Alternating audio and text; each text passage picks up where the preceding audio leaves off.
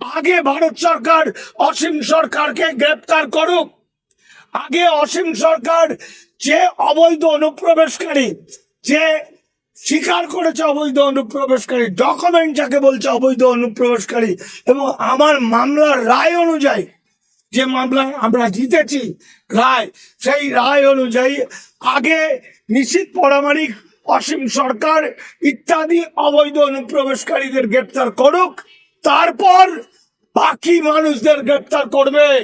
এছাড়া গ্রেপ্তার করলে আগুন জ্বলবে বাংলায়। বাংলার সমস্ত মানুষ, হিন্দু মুসলমান সমস্ত মানুষ একত্রিত হয়ে আমরা দেশভাগের বলি হওয়া মানুষদের রক্ষা করব করব করব। আগে ভারত সরকার গ্রেপ্তার করুক নিশীথ পরামানিককে, অবৈধ অনুপ্রবেশকারী। আগে গ্রেপ্তার করুক জগন্নাথ সরকার এমপি কে, সে অবৈধ অনুপ্রবেশকারী। আগে গ্রেপ্তার করুক স্বপন মজুমদারকে, অবৈধ অনুপ্রবেশকারী।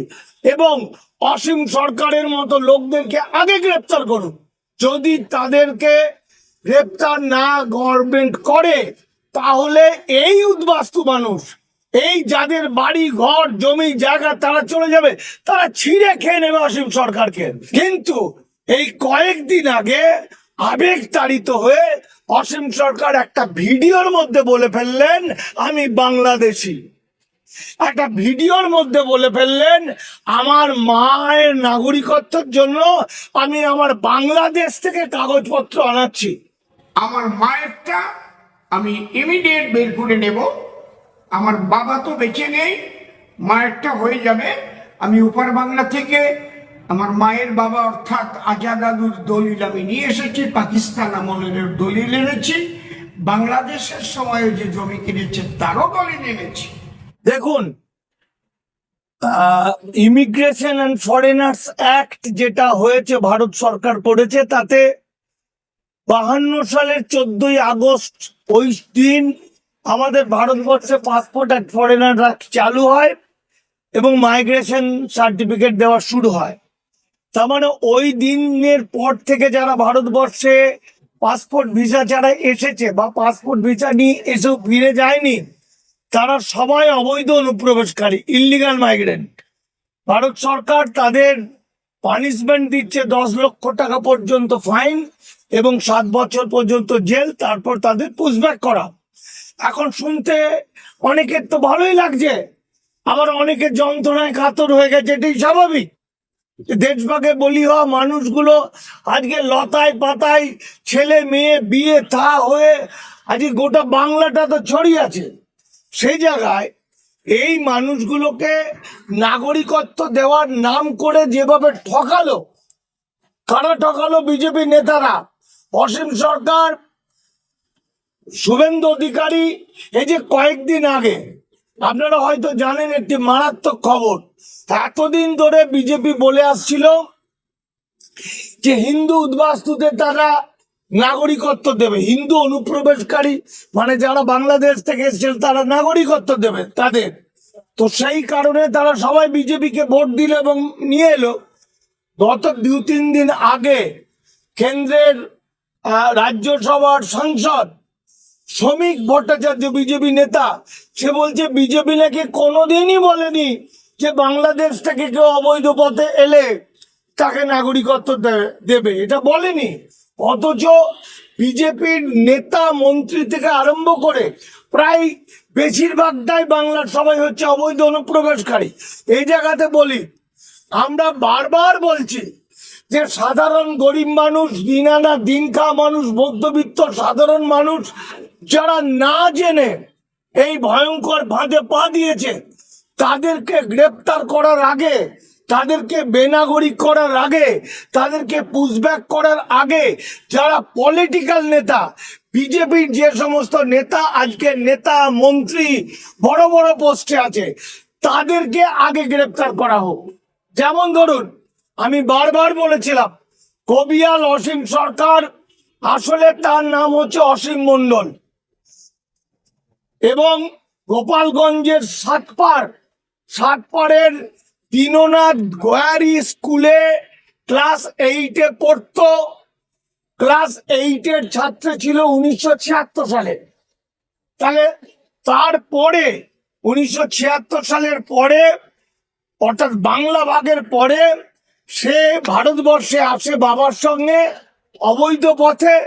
তার কারণ তখন সিটিজেনশিপ নেওয়ার কোনো সুযোগ ছিল না, পাসপোর্ট ভিসা নিয়ে মাইগ্রেশন সার্টিফিকেট তখন দেওয়া হতো না।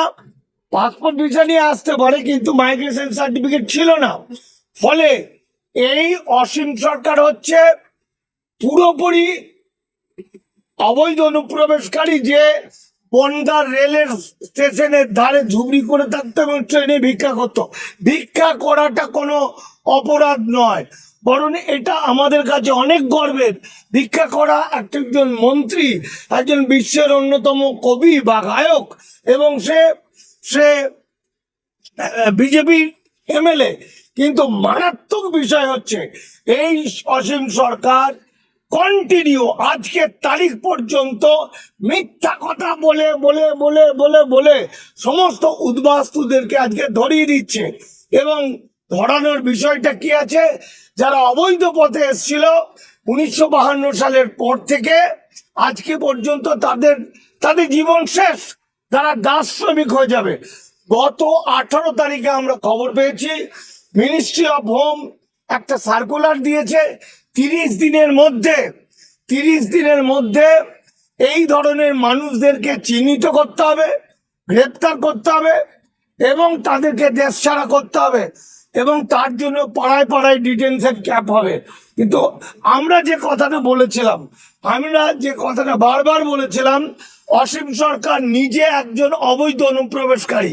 আগে ভারত সরকার গ্রেপ্তার করুক নিশীথ পরামানিককে, অবৈধ অনুপ্রবেশকারী। আগে গ্রেপ্তার করুক জগন্নাথ সরকার এমপিকে, সে অবৈধ অনুপ্রবেশকারী। আগে গ্রেপ্তার করুক স্বপন মজুমদারকে, অবৈধ অনুপ্রবেশকারী। এবং অসীম সরকারের মতো লোকদেরকে আগে গ্রেপ্তার করুক। যদি তাদেরকে গ্রেপ্তার না গভর্নমেন্ট করে, তাহলে এই উদ্বাস্তু মানুষ, এই যাদের বাড়ি ঘর জমি জায়গা, তারা চলে যাবে, তারা ছিঁড়ে খেয়ে নেবে অসীম সরকারকে। কারণ অসীম সরকার বিভিন্ন জায়গায় বলেছিল 1953 সালে ওর মা ভারতবর্ষে সিটিজেনশিপ সার্টিফিকেট পেয়েছে, বাবা সার্টিফিকেট পেয়েছে। 1953 না সিটিজেনশিপ সার্টিফিকেটের কোনো ব্যবস্থা ছিল না। কিন্তু এই কয়েকদিন আগে আবেগ তাড়িত হয়ে অসীম সরকার একটা ভিডিওর মধ্যে বলে ফেললেন আমি বাংলাদেশি। একটা ভিডিওর মধ্যে বলে ফেললেন আমার মায়ের নাগরিকত্বের জন্য আমি আমার বাংলাদেশ থেকে কাগজপত্র আনাচ্ছি। এই কারণে আমাদের দামাল বাংলার একজন প্রখ্যাত মানুষ আপনারা চেনেন, সুজয় মণ্ডল, সুজয় কোবরার সঙ্গে সঙ্গে ওর বিরুদ্ধে মামলা করে দিচ্ছে। মানে মামলার সব কিছু রেডি হয়ে গেছে। কারণ অসীম সরকার আমাদের কাছে যা 7 পরের কাগজপত্র আছে এবং অসীম সরকারের টোটাল যা কাগজপত্র আছে, তারপরে অসীম সরকারের স্বীকারোক্তি যে আমার মায়ের নাগরিকত্বের জন্য বাংলাদেশ, পূর্ব পাকিস্তানের কাগজ বাংলাদেশ থেকে আনিয়েছি, বাংলাদেশে যে জমি জায়গা কেনা হয়েছে তার কাগজপত্র আনিয়েছি, আমার বাবা মারা গেছে কিন্তু মায়ের নাগরিকত্বের জন্য। এটা আবেগতাড়িত হয়ে মানে একটা ভিডিওতে মানিক ফকিরকে গালাগালি দিতে গিয়ে সেটা বলে ফেলেছে। তাহলে আর ছাড়ার কোনো সুযোগ নেই। অর্থাৎ এই যে আমার দেশভাগে বলি হও অখণ্ড ভারতের ভূমি সন্তান, যারা বোকা, যারা জানে না, যারা সাধারণ মধ্যবিত্ত, তাদেরকে গ্রেপ্তার করে জেলে ভরার আগে ভারত সরকার অসীম সরকারকে গ্রেপ্তার করুক। আগে অসীম সরকার যে অবৈধ অনুপ্রবেশকারী, যে স্বীকার করেছে অবৈধ অনুপ্রবেশকারী, ডকুমেন্ট যাকে বলছে অবৈধ অনুপ্রবেশকারী, এবং আমার মামলার রায় অনুযায়ী, যে মামলা আমরা জিতেছি রায়, সেই রায় অনুযায়ী আগে নিশীথ পরামানিক, অসীম সরকার ইত্যাদি অবৈধ অনুপ্রবেশকারীদের গ্রেপ্তার করুক, তারপর বাকি মানুষদের গ্রেপ্তার করবে। এছাড়া গ্রেপ্তার করলে আগুন জ্বলবে বাংলায়। বাংলার সমস্ত মানুষ, হিন্দু মুসলমান সমস্ত মানুষ একত্রিত হয়ে আমরা দেশভাগের বলিহা মানুষদের রক্ষা করব।